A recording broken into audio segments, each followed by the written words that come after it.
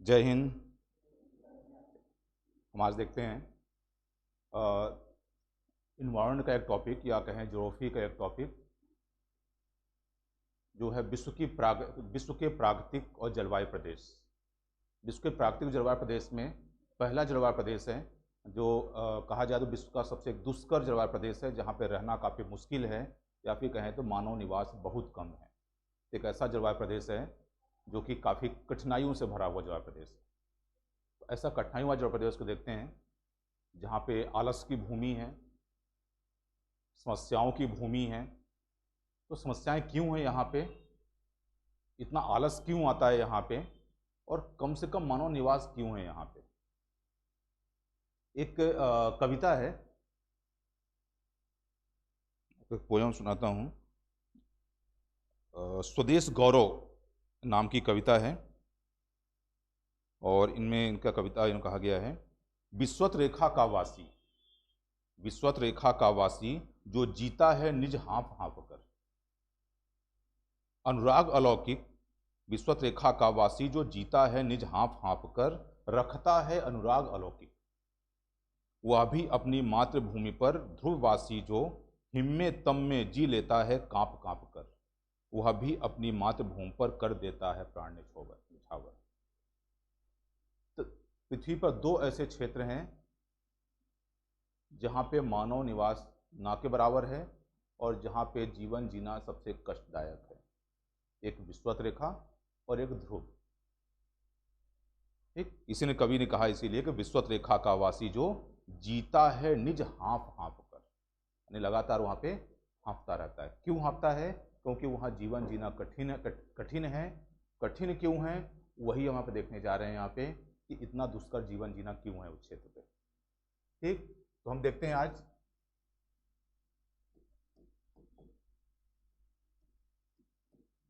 विश्वत रेखीय जलवायु व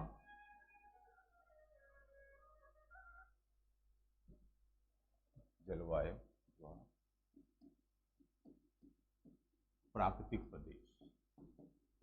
विश्वत रेखीय जलवायु व प्राकृतिक प्रदेश। यह जलवायु प्रदेश कहाँ पाया जाता है? देखें तो 0 डिग्री के से ऊपर 5 डिग्री तक और नीचे 5 डिग्री तक। तो इसका क्षेत्र है 5 डिग्री से 5 डिग्री के बीच। ठीक, ये क्या है? क्षेत्र। यहाँ पे वर्षा प्रतिदिन होती है, प्रतिदिन वर्षा होती है यहाँ पे। यानी यह ऐसा क्षेत्र है पृथ्वी का जहाँ पे प्रतिदिन वर्षा होती है।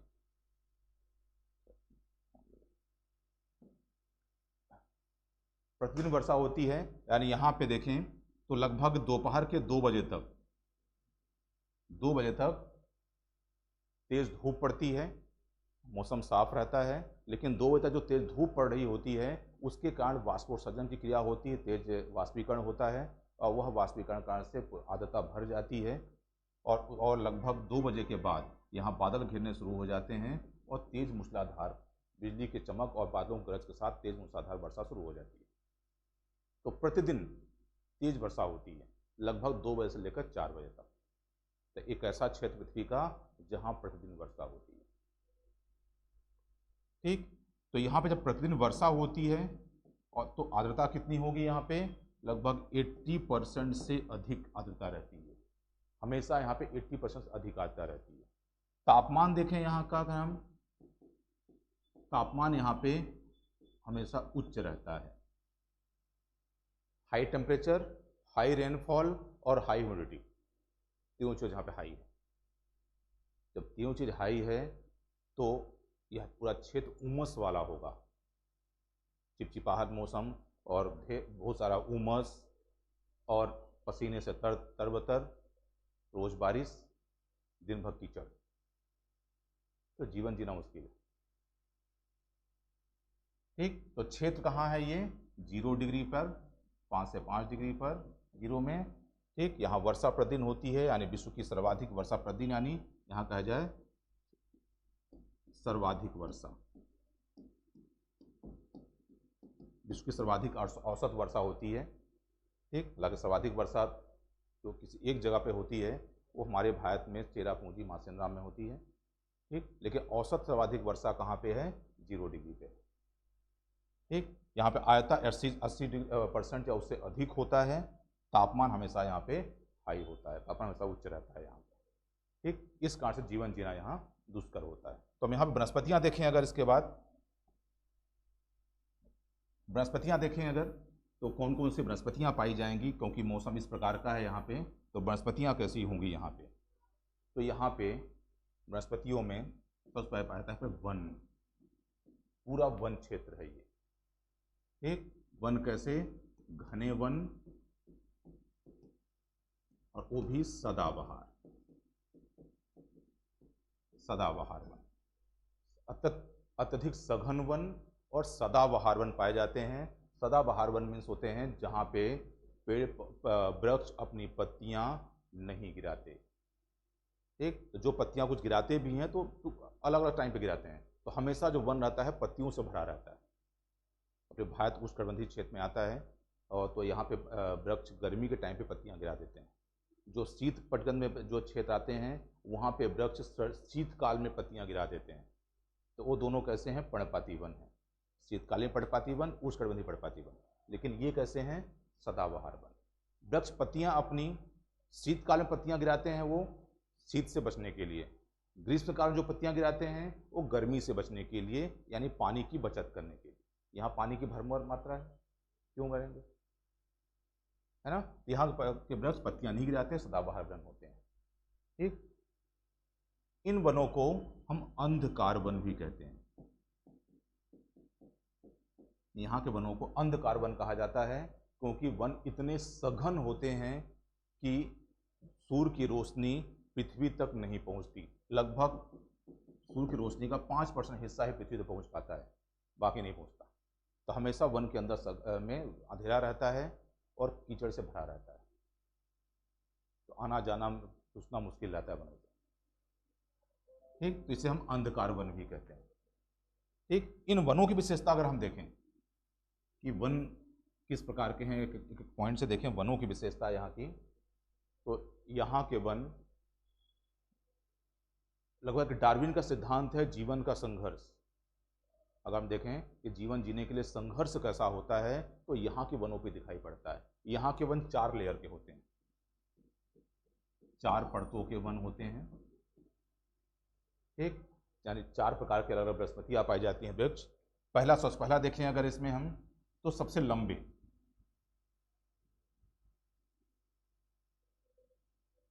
विश्व के सबसे लंबे वृक्ष यहाँ पाए जाते हैं, जिनकी जो इस प्रकार से होते हैं, नीचे से बिल्कुल लंबे जाएंगे, कोई खास पत्तियां नहीं होंगी, टहनियां, ऊपर जाके फैल जाते हैं ऐसे।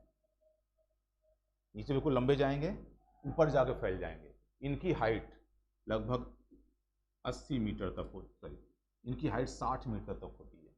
यानी विश्व के सबसे लंबे वृक्ष यहाँ पाए जाते हैं। तो ये सबसे ऊपर चले जाते हैं और सबसे ऊपर जाके फैल जाते हैं। किसके लिए? धूप के लिए, क्योंकि धूप नहीं मिलता, नीचे अंधेरा रहता है।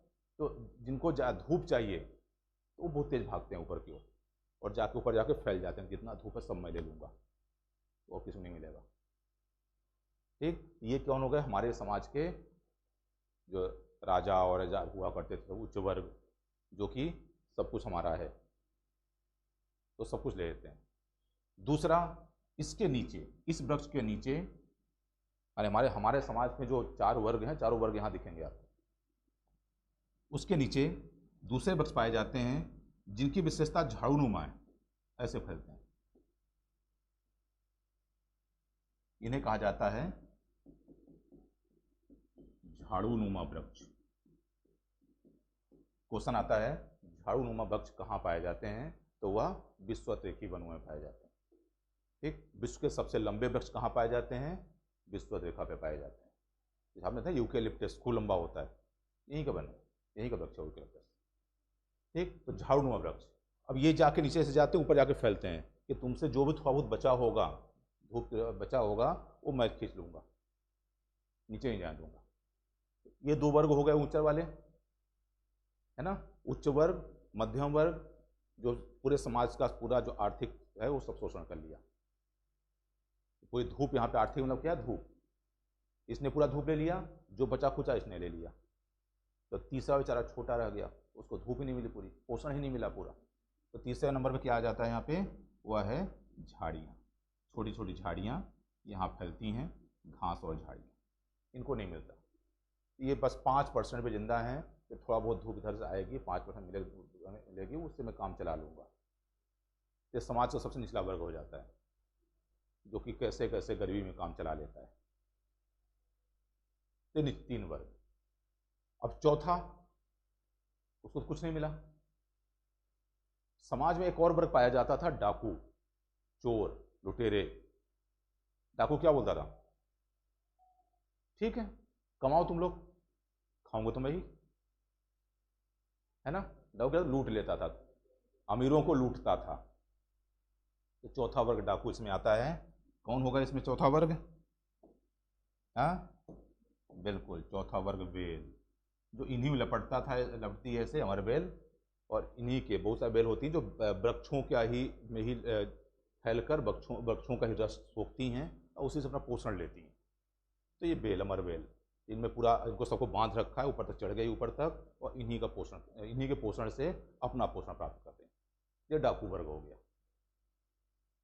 तो जब इतना सब कुछ एक ही जगह पे इकट्ठा हो गया तो धूप नीचे नहीं आना, प्लस वृक्ष या वन इतना सघन हो जाता है कि वन में 4 कदम भी अंदर घुसना मुश्किल हो जाता है। ठीक, तो हम इन वनों की विशेषता अगर देखें एक एक, तो पहला हमने देखा कौन सा, पहला सबसे लंबे वृक्ष, है ना, सबसे लंबे वृक्ष। दूसरा झाड़ूनुमा वृक्ष।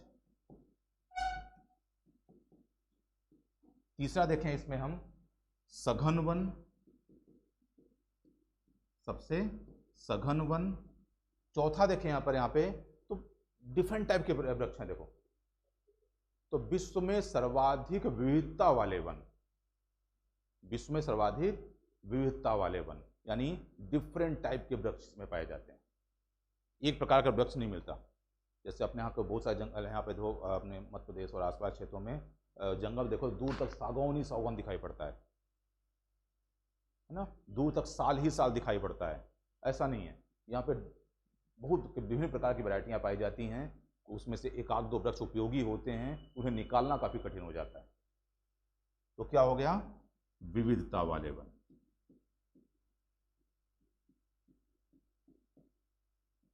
ये सब क्वेश्चन बनते हैं ना, जितने पॉइंट लिखा हो सभी क्वेश्चन बनते हैं। सर्वाधिक विविधता वाले वन है। पांचवा, यहाँ जितने वृक्ष पाए जाते हैं उनकी लकड़ियाँ काफ़ी कठोर होती हैं, कड़क लकड़ियाँ होती हैं, क्योंकि पानी बहुत ज़्यादा मिलता है इनको, बहुत तेज बढ़ते बहुत ज़्यादा हैं, तो लकड़ियाँ इनकी कड़क हो जाती हैं, कठोर। तो क्या होगा, कठोर लकड़ी, ये वृक्ष। छठवां, चूंकि बहुत विविधता वाले हैं, बहुत ज़्यादा सघन हैं, इनमें घुसना बहुत मुश्किल है, तो इनका बहुत ज़्यादा कटाव नहीं हो पाया, यानी ये बहुत ज़्यादा उपयोगी ही नहीं है। क्योंकि जो अगर कुछ वृक्ष उपयोगी हैं, इतने दूर दूर पाए जाते हैं कि उनको काट कर और बाहर निकालना बहुत टफ है। जितने का वृक्ष नहीं होगा, लकड़ी नहीं होगी, उससे ज़्यादा खर्चा लग जाएगा उन्हें काट के निकालने में, क्योंकि एक वृक्ष को काट निकालने के लिए हमें 150 वृक्ष अलग काटने पड़ेंगे, इतने सघन बंधे हुए हैं। ठीक, तो बहु उपयोगी नहीं है,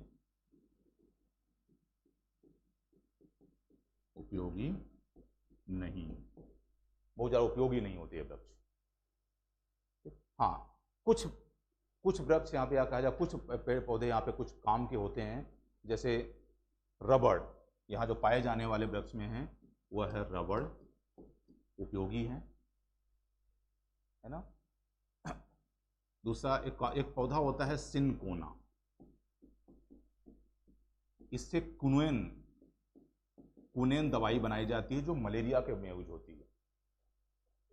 कुनेन नाम की दवा बनाई जाती है जो उपयोग की जाती है किसमें, मलेरिया बीमारी में,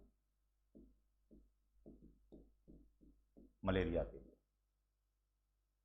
ठीक, ऐसे केला और एक और आता है कोको, कोको जिससे हम आप चॉकलेट खाते हो, चॉकलेट देखा, चॉकलेट खाते हो, सबको पसंद है। तो चॉकलेट कोको के पौधा से बनता है, जिसका कोको का फल है उससे चॉकलेट बनता है।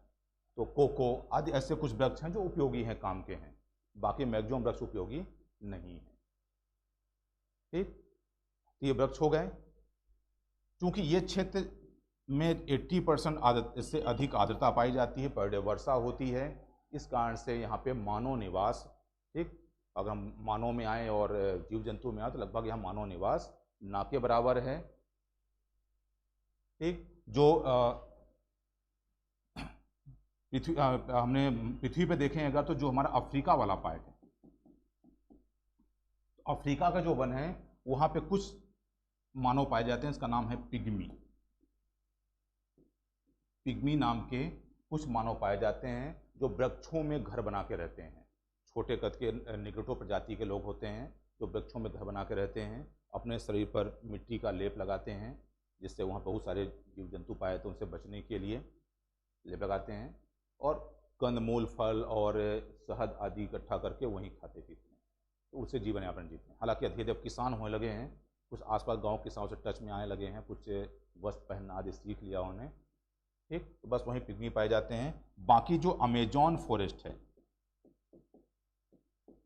अमेजॉन फॉरेस्ट है यानी अमेजॉन का जो वन है, यानी ब्राज़ील वाला जो वन है, वो ज़्यादातर दलदली है, और दलदली होने के कारण से वह निर्जन पड़ा हुआ है, तो वहाँ पे कोई मानव निवास नहीं पाया जाता है। ठीक, ये यहाँ के जीव जंतुओं की बात करें अगर, तो यहाँ पर विभिन्न प्रकार के जीव जंतु पाए जाते हैं। छोटे छोटे जीव जंतु रेप्टाइल से लेकर छोटी छोटी मक्खियाँ, मच्छर आदि से, मकड़ियों से लेकर बड़े जीव तक मिलते हैं, लेकिन छोटे जीवों की बहुलता पाई जाती है।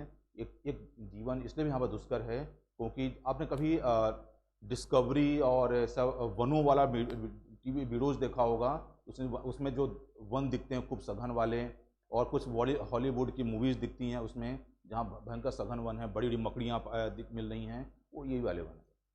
तो मकड़ियाँ यहाँ पे काफ़ी बड़ी बड़ी मकड़ियाँ होती हैं जो कि काफ़ी जहरीली होती हैं। अगर एक बार काट दी अगर जहाँ पे, तो एरिया सड़ने लगता है, तो आपको हाथ ही काटना पड़ेगा। अगर हाथ में काटी तो आपको हाथ काटना पड़ेगा, ये स्थिति होती है। ठीक, यहाँ पे एक मक्खी पाई जाती है, सीसी, सीसी मक्खी कहते हैं। अगर यह मक्खी इतनी विषैली होती है कि अगर आपको एक बार काट दी तो आपको 24 घंटे बेहतर नींद आएगी। एक दिन में 2 बार काट ली तो आप कोमा में जा सकते हैं, और इस बीच में अगर 2-3 बार काट ली, 2-3 मक्खियों ने काट लिया, तो मृत्यु हो सकती है। इतनी खतरनाक स्थिति थी। ठीक, तो विभिन्न प्रकार के यहाँ पे कीड़े मकोड़े, मक्खियाँ आदि पाई जाती हैं। इस कारण से भी जीवन जीना यहाँ पे दुष्कर है, इसलिए पृथ्वी का सबसे कठिन परिस्थितियों वाला क्षेत्र है। जीवन की संभावना बहुत कम है यहाँ पे। ठीक, और इस कारण से इसको हम आलस्य की भूमि कहते हैं। ठीक, जय हिंद ना। फिर देखेंगे नेक्स्ट वाला अगला।